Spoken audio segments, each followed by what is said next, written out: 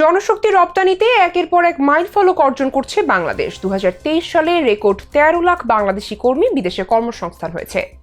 বর্তমান সরকার আগামী 5 বছরে 7 লাখ কর্মী বিদেশে পাঠানোর পরিকল্পনা নিয়েছে বলে জানিয়েছেন প্রবাসী কল্যাণ ও বৈদেশিক কর্মসংস্থান প্রতিমন্ত্রী। সেই সাথে জানিয়েছেন বিগত 48 বছরে কত পরিমাণ বাংলাদেশি কর্মী বিদেশের কতগুলো দেশে গিয়েছেন। আমাদের দেশের জনশক্তি রপ্তানি সংক্রান্ত সেসব চমকপ্রদ তথ্য নিয়েই সাজানো হয়েছে আজকের এই ভিডিও। জাতির পিতা বঙ্গবন্ধু শেখ মুজিবুর রহমানের কূটনৈতিক তৎপরতায় স্বাধীন বাংলাদেশে প্রাথমিকভাবে 6,087 জন কর্মী বিদেশে পাঠানো হয়। সর্বশেষ 2022-23 সালে তা বেড়ে 11,26,060 জনে উন্নীত হয়েছে।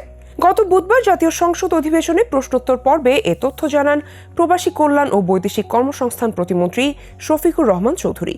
স্পিকার ডক্টর শিরিন শারমিন চৌধুরীর সভাপতিত্বে অধিবেশনের সরকার দলীয় সংসদ সদস্য এম আব্দুল লতিফের লিখিত প্রশ্নের জবাবে তিনি বলেন, বিদেশে কর্মী প্রেরণ একটি চলমান প্রক্রিয়া। এই খাতের গুরুত্ব অপরিসীম। অধিক হারে বৈদেশিক কর্মসংস্থানের জন্য নানামুখী পদক্ষেপ নেওয়া হচ্ছে। বাংলাদেশ থেকে এ পর্যন্ত বিশ্বের 176টি দেশে কর্মী পাঠানো হয়েছে।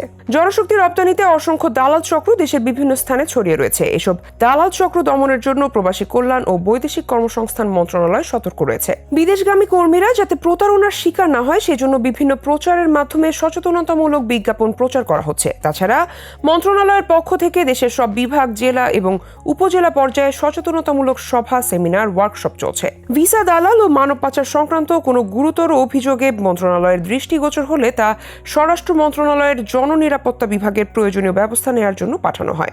এছাড়া প্রবাসী কল্যাণ ও বৈদেশিক কর্মসংস্থান মন্ত্রণালয়ের নেতৃত্বে 23 সদস্য বিশিষ্ট আন্তঃমন্ত্রণালয় ভিজিলেন্স টাস্ক ফোর্স কমিটি অভিযান পরিচালনা করছে। আর বিজ্ঞ নির্বাহী ম্যাজিস্ট্রেটরা মোবাইল কোর্ট পরিচালনার মাধ্যমে বিভিন্ন প্রকার অপরাধে জড়িত রিক্রুটিং এজেন্ট, মধ্যস্থভোগী ব্যক্তি ও অন্যান্য অপরাধে জড়িত ব্যক্তিদের বিভিন্ন মেয়াদের সাজা ও অর্থদণ্ড প্রদান করছে। স্বতন্ত্র সংসদ সদস্য রেজাউল হক চৌধুরীর প্রশ্নের জবাবে প্রতিমন্ত্রী বলেন, কোন দেশে কতজন বৈধ কর্মী কাজ করছেন তার কোনো ডাটাবেস মন্ত্রণালয়ের হাতে নেই। এটা তৈরির কাজ করছে। বিদেশ গমন ও আগমনকালে কর্মীদের সাময়িক অবস্থানের জন্য ঢাকাস্থ হযরত শাহজালাল আন্তর্জাতিক বিমানবন্দরের সন্নিকটে বঙ্গবন্ধু ওয়েজ আর্না সেন্টার স্থাপন করা হয়েছে।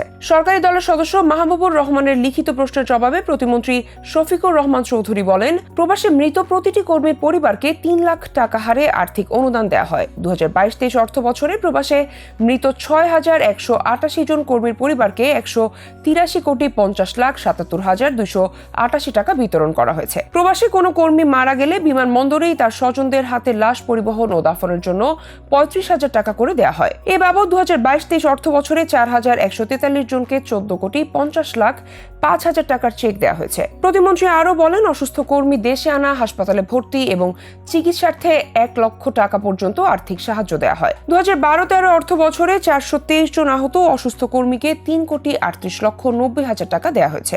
প্রবাসে অস্বাভাবিকভাবে মৃত্যুবরণকারী কর্মীর মৃত্যুজনিত ক্ষতিপূরণ, বকেয়া বেতন, ইন্স্যুরেন্স ও সার্ভিস বেনিফিট আদায়ের ব্যবস্থা নেওয়া ও ওয়ারিশদের নিকট বিতরণ হিসেবে 2022-23 অর্থ বছরে 1,461 জন প্রবাসী কর্মীর অনুকূলে 94,71,31,816 টাকা আদায় করে তাদের পরিবারকে দেওয়া হয়েছে।